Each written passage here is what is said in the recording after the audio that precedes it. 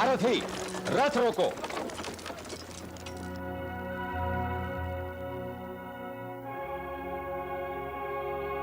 ठहरो।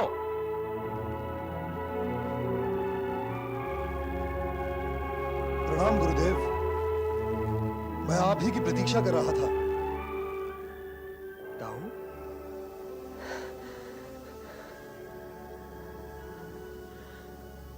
प्रणाम दाऊ।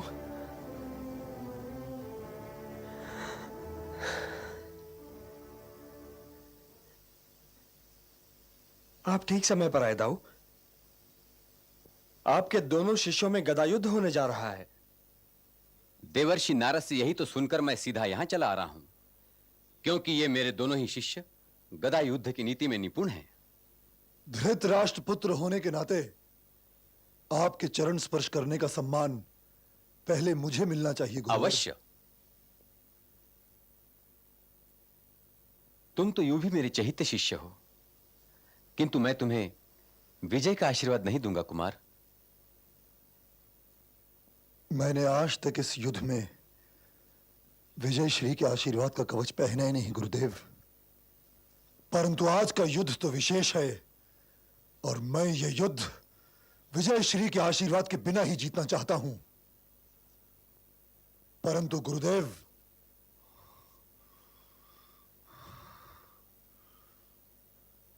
आप विजय श्री के आशीर्वाद का कवच इस भीम को अवश्य पहना दीजिए।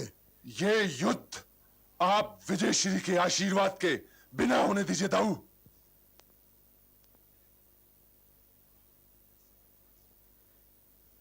गदा युद्ध आरंभ हो।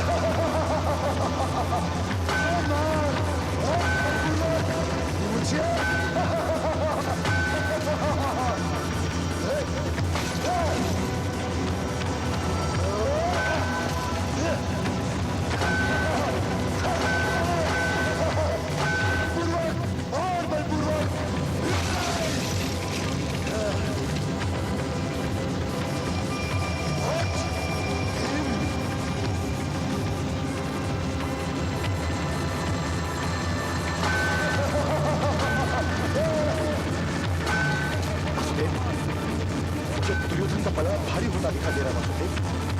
ये रणभूमि है पार्थ, यहाँ व्यापारियों की भाषा न बोलो।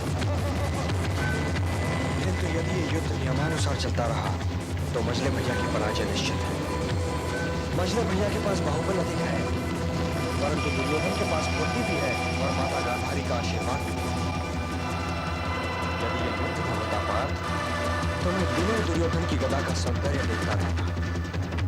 किंतु ये क्रीड़ा नहीं, युद्ध है पार्थ, युद्ध है।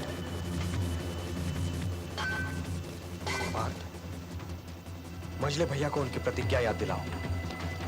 कौन सी प्रतिज्ञा? क्या तुम भूल गए कि उन्होंने हस्तिनापुर राजसभा में द्रौपदी के अपमान के उपरांत दुर्योधन के विषय में क्या प्रतिज्ञा ली थी? उन्होंने दुर्योधन की जंगा तोड़ने की प्रतिज्ञा ली थी, किंतु ये गदा युद्ध है केशव, और गदा जंगा तक जा ही नहीं सकती। तो क्या मजले भैया दुर्योधन के शव की जंगा तोड़ेंगे पार्थ? तुम उन्हें उनकी प्रतिज्ञा याद दिला दो, फिर वो जाने और उनका काम। नहीं केशव, मैं ऐसा नहीं कर सकता। हाँ? तो युद्ध देखो।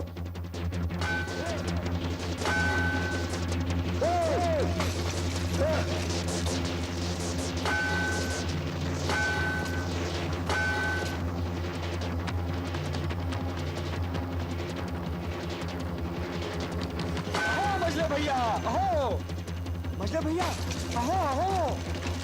चिल्लाते क्यों हो अनुज? युद्ध देखो। दाऊ, मजले भैया का ये पैतरा तो अति प्रशंसनीय था दाऊ, देखिए ना। अहो मजले भैया अहो, बड़ी भैया अहो, अहो मजले भैया, अहो मजले भैया अहो, बड़ी भैया अहो, अहो मजले भैया, बड़ी भैया, अहो मजले भैया अहो।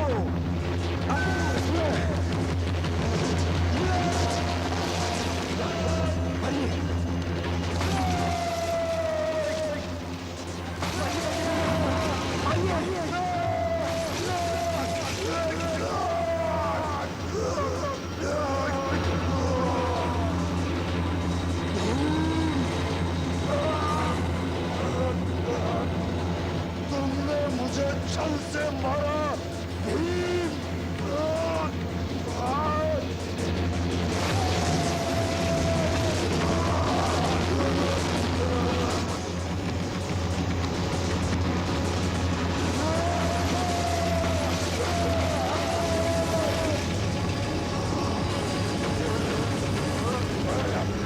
क्या भूला नहीं दुर्योधन? जब बड़ी जंगा है ना, जिस पर तू द्रौपदी को बिठाना चाहता था। नहीं भीम, नहीं, नहीं।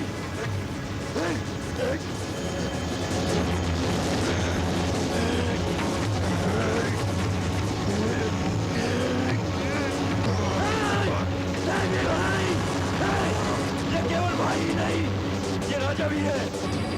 इसकी मृत्यु का अपमान न करोगे। अब ये किसी का अपमान करने के लिए जीवित ही नहीं रहेगा। हे कामतेय भीम, आज तूने अपने गुरुजनों का अपमान किया है। क्या आचार्य द्रोण और स्वयं मैंने तुझे ये शिक्षा नहीं दी थी कि गदा युद्ध कमर से नीचे नहीं उतरता?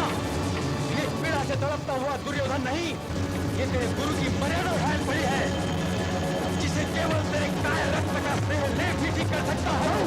हट जाओ कृष्ण, आज मैं इस काय को जीवित नहीं छोड़ूंगा। अरे मेरी बात सुन लीजिए दाऊ, फिर आप जो आज्ञा देंगे मैं उसका पालन करूंगा। क्या कहोगे तुम? और तुम कह भी कह सकते हो। आपका क्रोध सिर आंखों पर दाऊ, फिर भी यदि आप ये आज्ञा देंगे तो मछली भैया स्वयं अपना सिर काट कर आपके चरणों में अर्पित कर देंगे। किंतु पहले मैं जानता था कि तुम कोई न कोई किंतु अवश्य बीच में लाओगे। तुम ये भी जानते हो कृष्ण कि अब तुम इसके बचाव में कुछ भी नहीं कह सकते।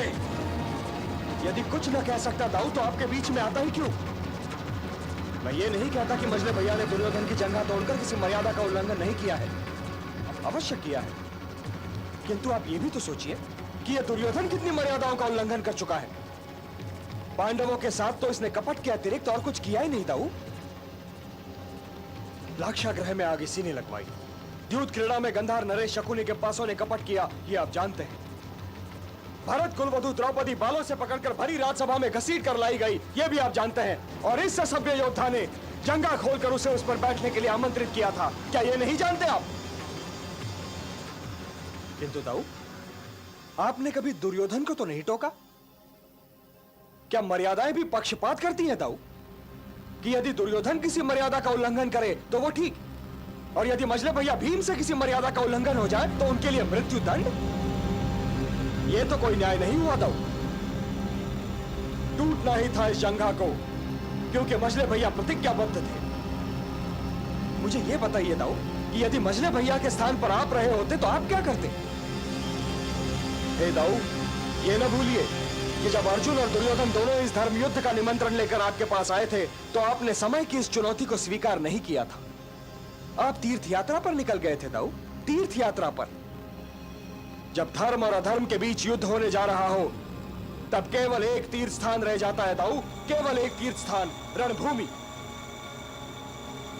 जिस युद्ध से आप भाग गए थे दाऊ, उसके अंतिम क्षणों में आकर उस पर अपना प्रभाव डालने का प्रयत्न न कीजिए।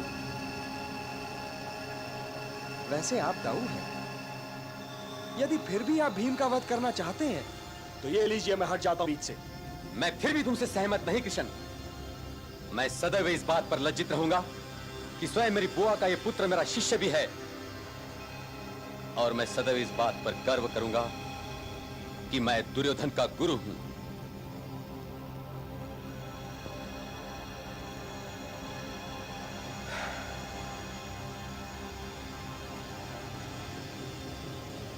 दाऊ की बात का क्या बुरा मानना मजले भैया?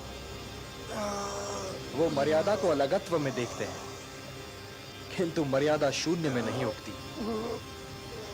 इसलिए आप अपना मन मैला न कीजिए। दुर्योधन को उसके मृत्यु के साथ अकेला छोड़ दीजिए, क्योंकि इसकी मृत्यु उसके पराजय से अधिक महत्वपूर्ण नहीं है। यह धर्म की विजय और अधर्म की पराजय का दिन है। सूर्यास्त भी सामने ही है, और विजय की पहली रात तो कौरव शिविर में ही बितानी चाहिए ना मजले भैया। चलिए। प्रण पूरा कर भीम ने जंघा डाली तो माता का वरदान भी गया दुष्ट को छोड़।